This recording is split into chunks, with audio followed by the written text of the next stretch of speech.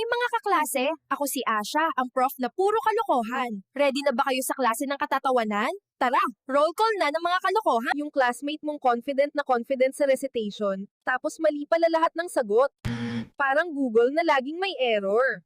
Yung nagsusulat ka ng notes, pero biglang pinalitan ng classmate mo ng drawing ng dinosaur, tapos kala mo lecture ni ma'am, pala Jurassic Park. Yung excited ka sa baon mong hotdog, tapos pagbukas mo ng lunchbox, kanin na lang naiwan.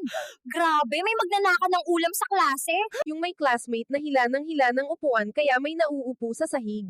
Akala mo magic show, pero totoo pala, wala nang ang chair. Yung bawal tumawa sa klase pero biglang may nag-joke ng sobrang corny, ayun, pinipigil yung tawa na parang sumasabog na pressure cooker. At ayan na mga kaklase, graduate na kayo sa klase ng kalokohan. Ako si Asha Bruja, prof ng katatawanan. See you sa susunod na recitation ng tawa.